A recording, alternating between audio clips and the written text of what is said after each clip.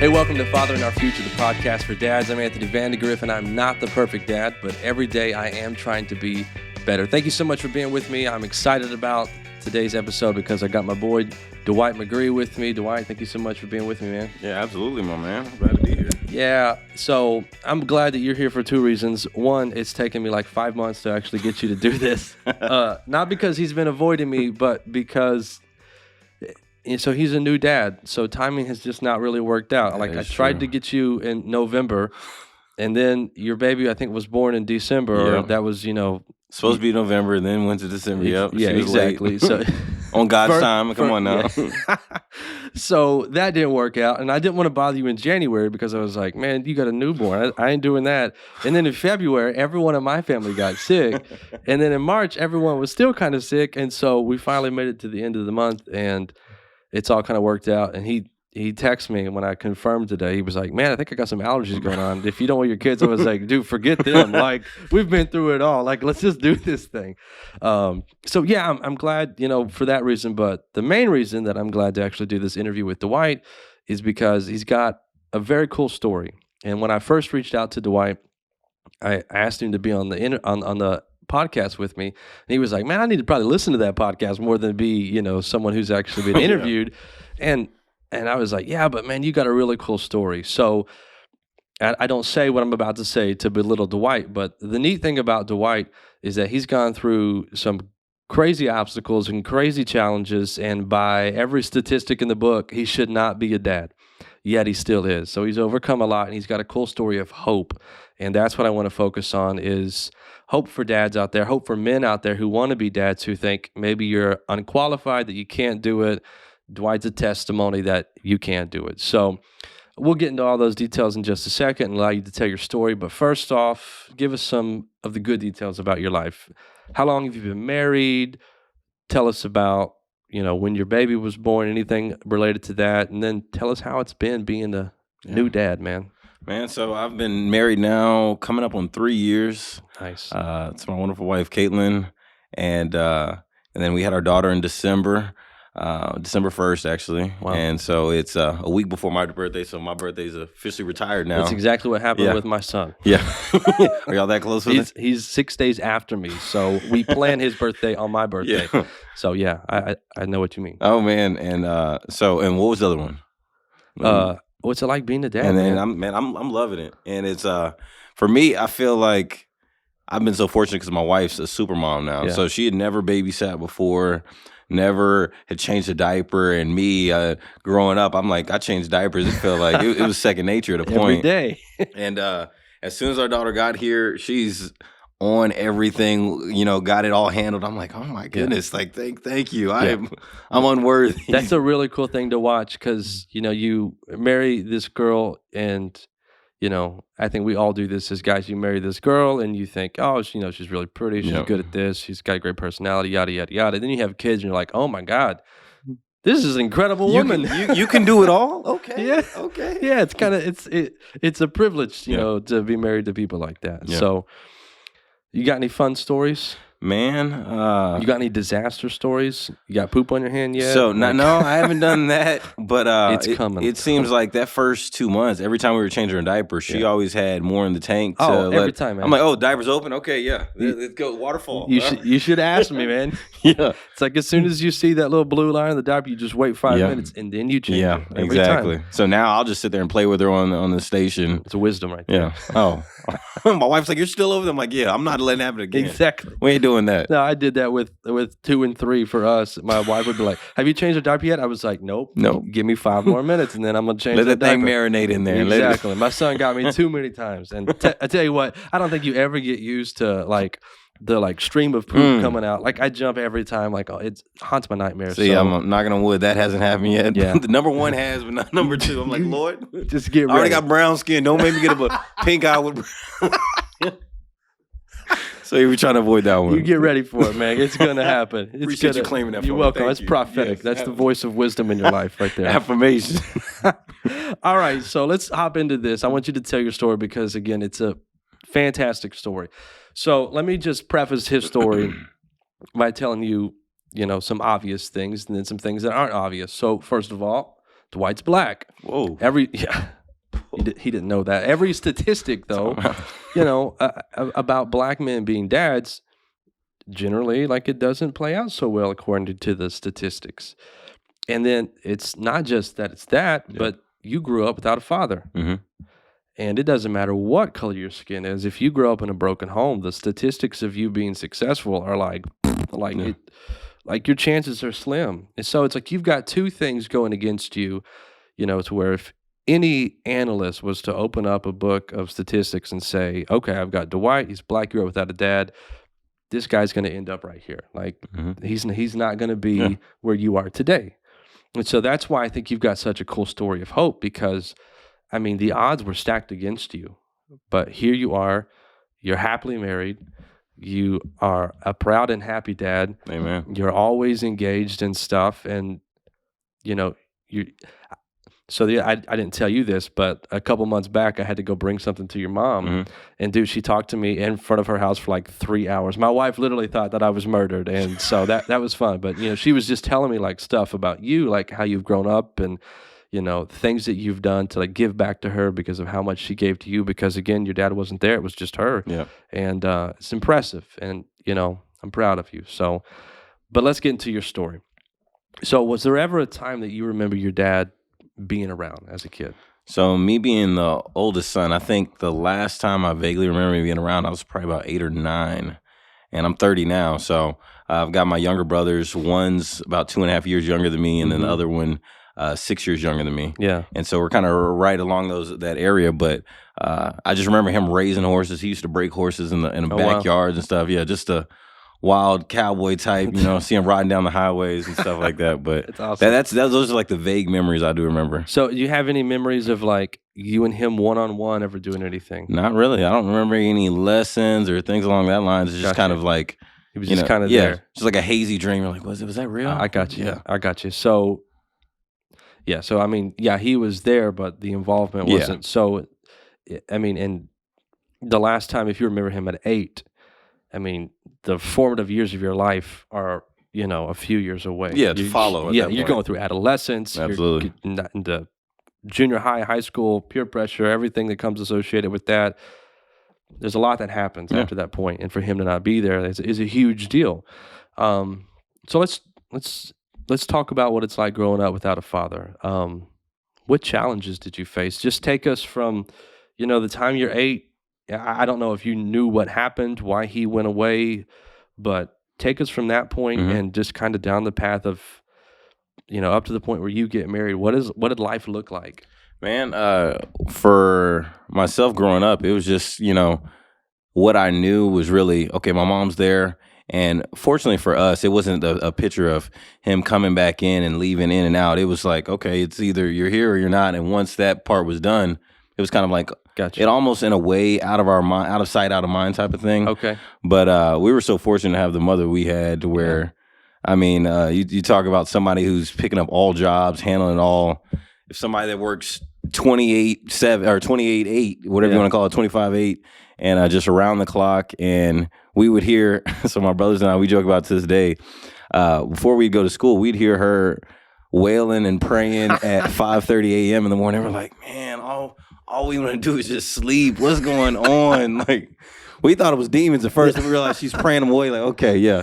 And it's for the simple fact that she knew we needed it. Yeah. Like, it could have very easily gone another way where, as you say, we could have been a statistic. Fatherless child and then turns to crime, or this could have either been dead, in jail, or just doing any number of things. So us growing up, I definitely give her all the props. Even to this day, when I can do something, I try to do it, and just fortunate for that. Yeah.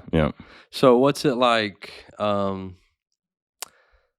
Let's take it. You're 8, 9, 10 years old. You've got 2 younger brothers. Are those the only siblings you have? I have an older sister who's 8 years older than me. Okay, got it. So where was she at in the picture? Her 10 years old. Yeah, her being beyond me by about 8 years, it was a wider gap, and you don't feel the same, I guess, closeness in a way, just because you're like, okay, she's now a teenager. You're like, I don't know, my little brother. What are you talking about? Exactly. I get it. Okay, so what's your role look like in the home when you're the oldest male in the family now? Yeah, that's a great question right there, and that's why we pay you the big bucks. You see, okay. I ain't getting paid yet, brother. and yeah, my role in that sense was me being the oldest child. You know, I felt like on myself, I like to place responsibility. Like, okay, I got to pick up the slack on something.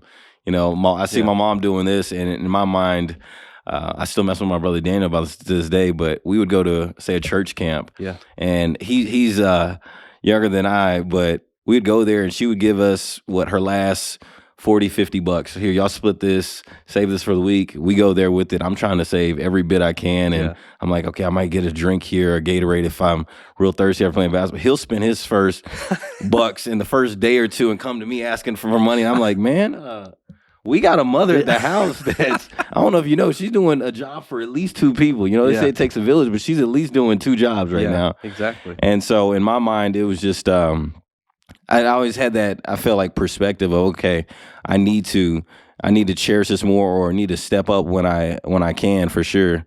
And so growing up, I got my hardship license at a certain point. I believe it was 14 or 15 earlier on, just because I'm like, okay, hey, I got to drive us places or make it happen. I got my first job in a little warehouse while I was still in middle school. Yeah. And just trying to get a couple of bucks in my pocket so I don't have to ask my mom. You know, in my mind, I'm like, oh, yeah, I'm going to make money for all of us, Mom. I'm going to retire you at 15, you know. And it was just little things like that. But I also wanted to help my brothers see that, hey, we got to watch out for her. You know, it could very easily, when you're doing a job that it takes more than one person to do, you could very easily, your health could go completely the other way. We're fortunate enough that our mom is here to this day to be able to see my daughter and love on her, my nieces, nephews. And so it's, all I can say is I just have thankfulness, man. I'm just thankful for every day, really. Yeah. That's really what it is. That's awesome. So, you know, all right, before I get to this question, let me ask you one more question. Mm-hmm. So when I first moved here, you know, we were in school together, and I remember, you know, I think it was like the first time I went over to your house, man. It was like I walked in the house, and I knew about Daniel and David, little brothers, but then it was just like you had like 4 other little kids running around. I was like, what is going on?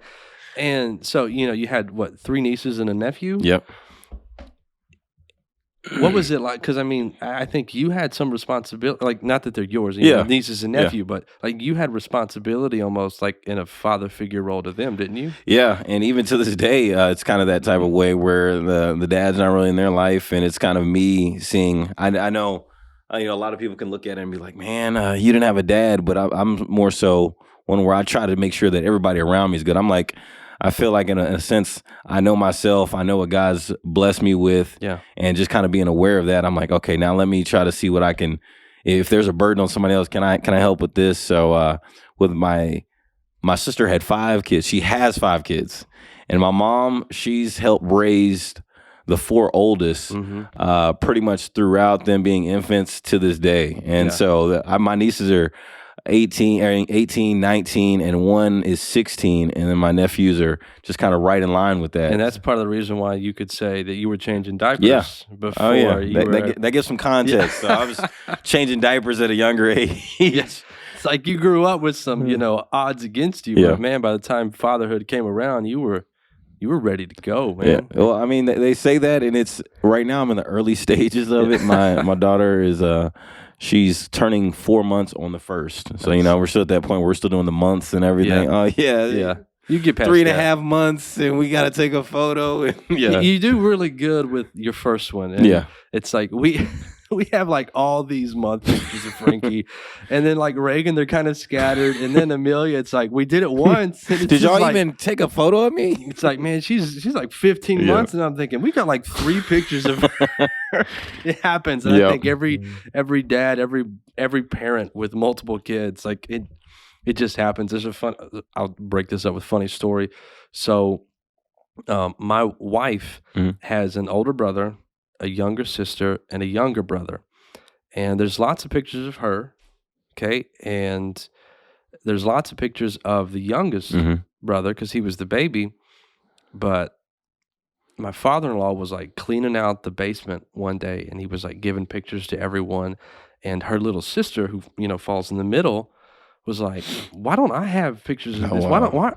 Why are there no pictures of me from school? And they're like, well, you Hey. you fell in that bad spot. The So middle child just gets rooked.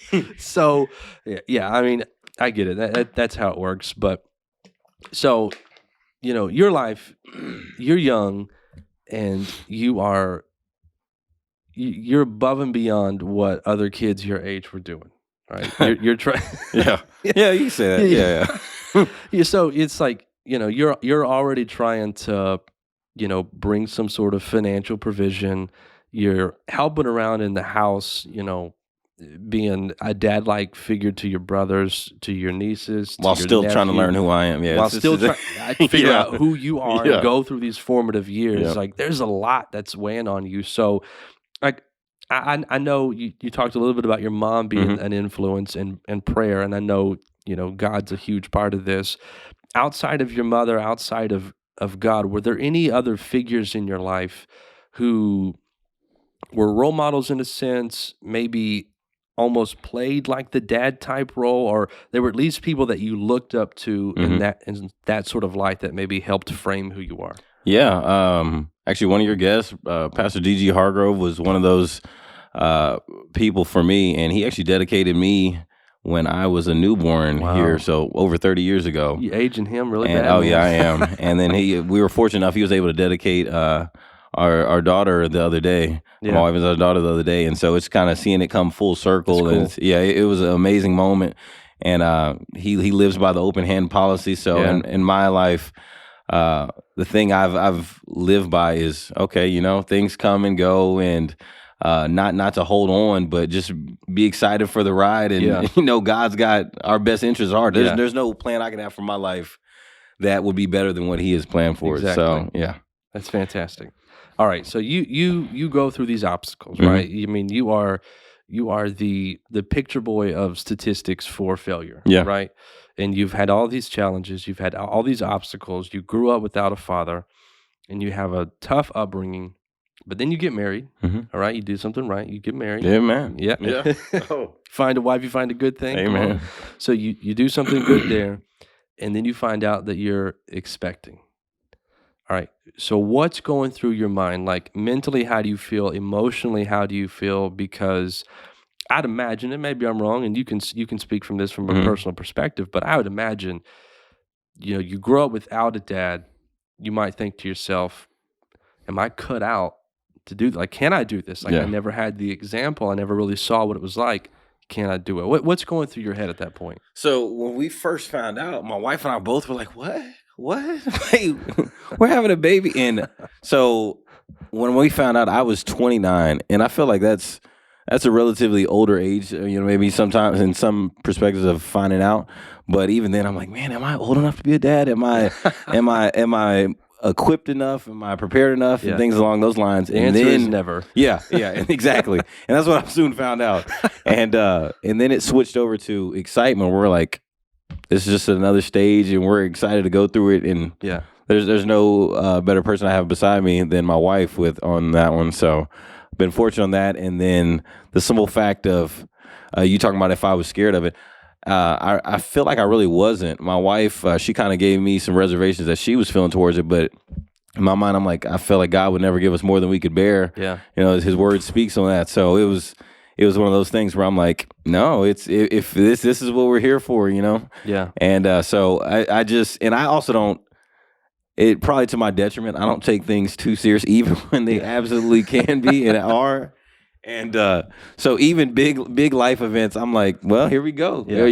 There's no going back. That's why my wife usually gets mad at me. Really? I'm not a very serious person. Like, I mean, it is what it is. Like, if I would laugh at it at the expense of somebody else and it happens to me, I'm still going to laugh at it. Like, it's not like I show bias because, I can laugh at you. Like, no, I'm going through hell myself. Yeah. Well, I'm going to laugh because it's funny. Hey, my wife's like, why are you laughing at this? I'm trying to be serious. I'm like, I don't know what else to do. And that's exactly right. And it's kind of one of those instances where you're like, I feel I'm able to look at life also through a childlike lens of just, almost going there. Like you can be conscious of what's going around and you're like the severity of it, but at the same time, like, Hey, we just gonna get through it. It's gonna be another day, and we're gonna look back and laugh and love it even more. Maybe that's why Jesus said we're supposed to be like little kids. You see what I'm saying there? Yeah.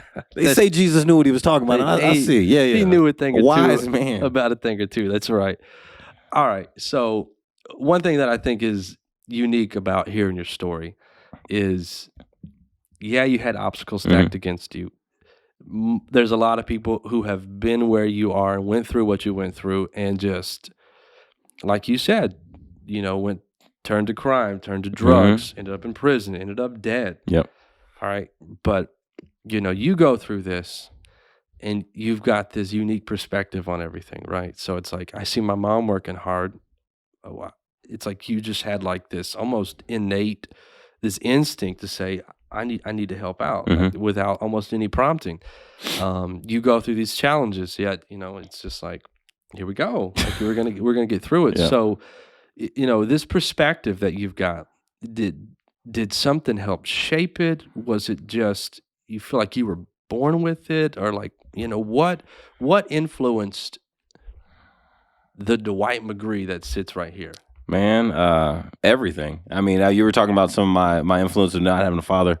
Pastor D.G. Hargrove is definitely one of them, and his approach for life is almost in that same type of vein. He laughs at everything. Yeah, yes. Exactly. And then you've got other ones on the other side where one of my best friends, Dalen Hanson, his father, Dustin Hanson, was a big influence on us. He would drive us home from school. We'd ride with him, and he's more on the reserve side. And I always kind of love watching. I've always been a people watcher already, so I find people so intriguing, just sitting back and like how they handle things. And he's on the reserve, very humble side. Yeah. And I just feel like that's a great example of what fatherhood and manhood is. Yeah. Of where you aren't taking yourself too serious, but you also know who you are. So we're God's children. So I love looking and just observing moments for sure. That's cool. One thing, I know this for myself. Yeah. Just as a dad personally, and one thing that I have noticed just in people that I have talked to, people who have, been my guests on this podcast, it seems really difficult. And, I'm not trying to make this overly Christian. If dads don't believe in God, I want them to listen, because there's still good stuff that can help them. But one thing that just continually seems to cycle up in conversation is, if you're going to get through life and you're going to be a good dad, God helps. Oh, amen. It's like, absolutely. Like faith gets you through a lot of things. And, just having, for me, it's the realization that I cannot do it. I can't do it the right way. I can't do it the best way unless he's a part of the equation. And I think you share that sentiment. And I think that's been obvious. So for all the dads out there, maybe you're not a Christian. I'm not trying to throw anything on you, but it just seems that God can help when it comes to fatherhood. So, absolutely. All right. So cool story. You've gone through a lot, but you've got this unique perspective that has helped you to overcome any of the outcomes that anyone would have said that's what Dwight's going to end up being. Coming back full circle, you grew up without a dad. Where was your dad throughout this time? Yeah, so for some context, I'm a junior, and so me being the oldest son, my mom has expressed to me she was more scared for me, more reserved, and how opportunities I had, for the simple fact that she thought I could very easily go the other way. She's like, I need to make sure if I can watch this one and keep him, maybe you can keep the brothers in line. And our father was actually he was pretty much a lifer, in and out of prison, different stints. And so him leading that life, it just kind of, she knew where it could go. Yeah. And she didn't want that for us. And so she did everything in her power to, to keep us away from that. Yeah. She blocked it. Yeah, absolutely. And we appreciate her for it, because I feel like you were saying, the formative years where you're really growing as a man, as a boy to a man, and then now me being in fatherhood, just the way he lived his life, it's not to bash on him, but it's just something that I'm glad I was able to stay away from. Sure. So it's fathers are influential. Yeah, absolutely. Regardless of how involved Yep. he was. Like, if he would have shown back up, Mhm. when you're 15 years old and be like, hey, man, why don't you try this? Yeah. You would have done it. Yeah, the Because that's question. your dad. Yeah, you're like, okay, well, does he? I'm sure he has my best interest Sure. in mind, but yeah, if he didn't have it in mind for himself, it raises the question. Okay, how can you Yeah. have it for others? So, just seeing how my mom was able to work the way she did, approach life. That she's one of the most loving people, even through all the stuff she's been through. Yeah. Even her childhood. She was actually raised, and this is kind of, I think, a thing that actually gave my brothers and I just the confidence to continue through life. Is she was raised. Her dad was actually an alcoholic. Her mom was in and out of a psych ward, and just kind of having to go through that. And she had, I believe there's 9 of them in total. So they kind of got divvied up between the aunts and uncles. Sheesh. And had to learn how to get through life. Just kind of like almost aimlessly wandering, and then she was able to move to Dallas and find God here, and just so we've kind of talked here and there on that, and her approach is, just just lean on God. So I can't help but have it almost flow out on that side. Yeah, that's crazy. That even like makes you more of a statistic. The fact that like historically, like it was just the lineage. You're like, man, yeah, that's crazy. And to be where you are, man, it is phenomenal. So back to your dad. So he's in and out of prison. Everything's going on. Was there ever a point? Because I know he passed away 2 or 3 years ago. Yeah. Was there ever a point where you tried to reconnect?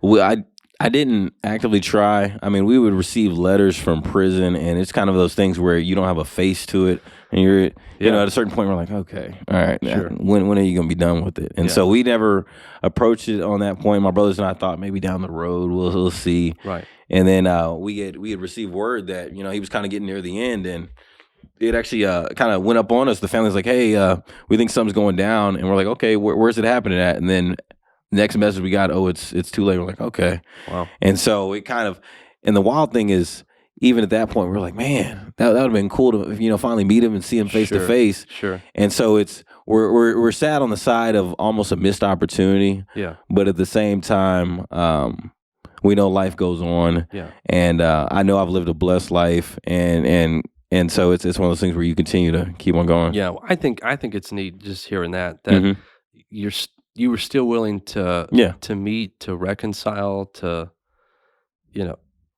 to go and present yourself as his son, like to say, hey, Dad, I'm here to see you. Like, even though he wasn't there, and even though did he deserve your presence and to see you and to still have you in his life a little bit? I mean, it didn't work for him, but you were still willing to take that step. I think that's a cool thing. I think that's a cool point for men listening who are dads.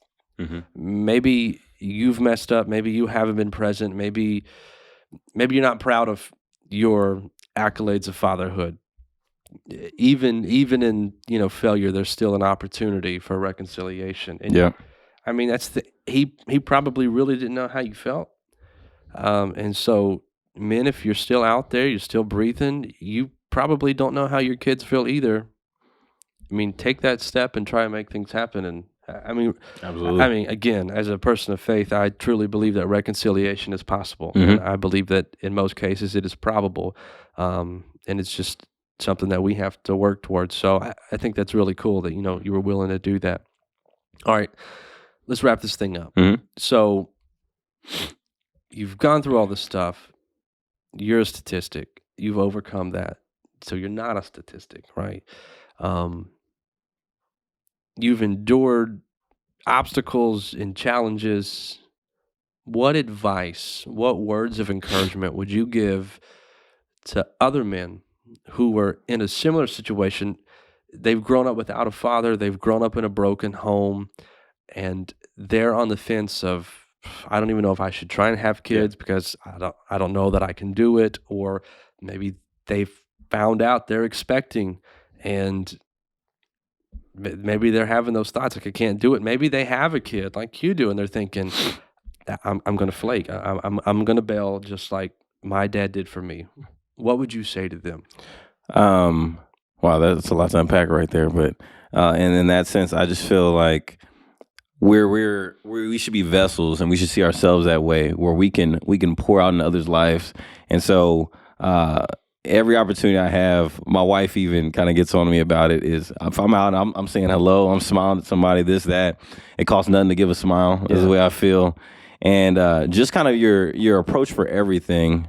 I feel how the way you approach one thing is how you can approach everything. Sure. And so if I'm even a small task, just being joyous about it, approaching life that way, is whenever you're able to approach fatherhood, I just feel like it's such a gift. Yeah. And being able to hold my daughter in my arms now, not knowing what it would have been like before, the unknown of oh man, the big scary unknown, what's going to happen. Yeah. Just embrace it. I feel like that's a part of manhood, a part of fatherhood. Embrace the change. Yeah. Gladly if you can. Yeah. Especially if you can do it that way. And they say God loves a cheerful giver. I feel that way can work in everything. I mean, a husband, if your wife does something cheerfully, oh, thank you, babe. Yeah. Okay. Yeah. That was nice. You had a little smile on me. Okay. And just, man, don't give up. Don't feel like you aren't capable. And as you were saying, being a believer, I just know that I'm fortunate enough to know that it's not just on me. Yeah, I've got a village behind me. I've got a host of angels behind me. I've got the creator of all the universe. So it's one of those things where you're like, man, it's not a cockiness. It's just a thankfulness. I'm just glad to be where I am. You read the back of the book and you win. Like, oh yeah, and you're just so fortunate for that. And so in every it's almost like a cheat code. I don't even know what to say. It's just like.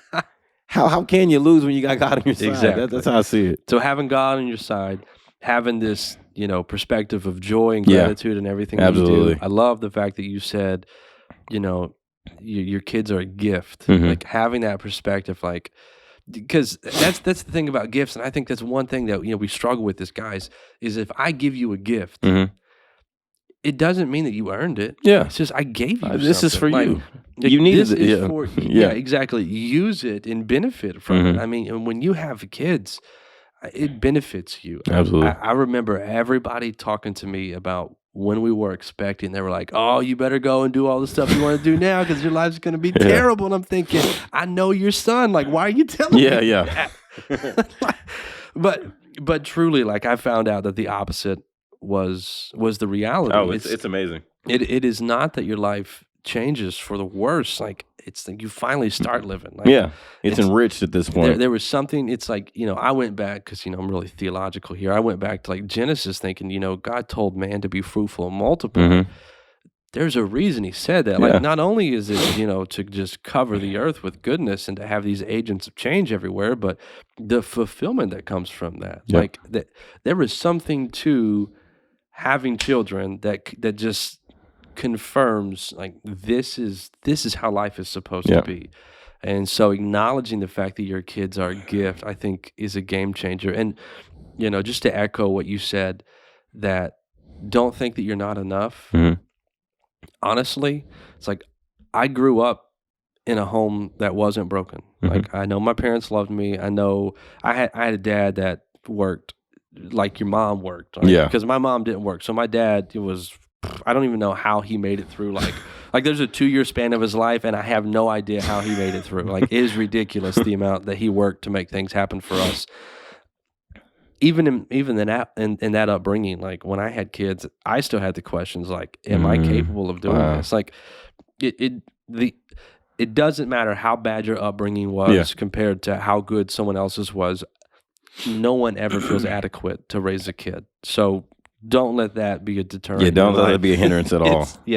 But I think those are great things. That perspective for life of gratitude and joy, giving a smile to people, having God on your side, number one, that having God on your side, and then your kids are a gift. Mm-hmm. Right? It's beautiful advice. Thank you, man. Yeah, I appreciate I'm glad. Yeah, I appreciate you being with me. I know it took forever to do this, but I forgot about the 5 months prior thing. I was like, that was supposed to happen. Man, I've been trying to get you for a long time, man. You just ducking. We go to the same church. We see each other all the time. It's like, I gotta go. All right, bro, we out of here. So, but no, I appreciate you doing this, man. I think that this is going to be super beneficial and helpful to a lot of people. And the big takeaway that if you're listening to this, the big takeaway that I want you to grasp and keep with you is that there's hope. It doesn't matter what your upbringing was like. There's hope for you to be a good dad. Dwight's doing it. I'm doing it. And I'm learning every day, y'all. Exactly. I'm working towards you learn it. every day. That is exactly why when I was trying to think, how am I going to brand this podcast? Like, how am I going to brand myself when I open this thing? There's a reason why I say I'm not the perfect dad, because I'm far from it. Yeah. Yeah. Like, I mean, I do stuff every day. There's something I do and I'm thinking, dang it. Yeah. I should have done that. Like, it's like, like I think of something right now. Yesterday I did. I was like, I'm not proud of that. Like, I'm not the perfect dad. All right. Yep. But I'm just trying to be a better dad every day. Mm-hmm. And that's the goal. And the beautiful thing is sharing that with other people. Yeah. Right. Having that community of dads, having that tribe, that village. So thank you for your time, man. Thanks for sharing your input. Thanks for sharing your story. And I know that that's going to bless some people out there. And thank you for being with me. Again, this is Fathering Our Future, the podcast for dads. I'm Anthony Vandegrift, and I hope you'll join me next time.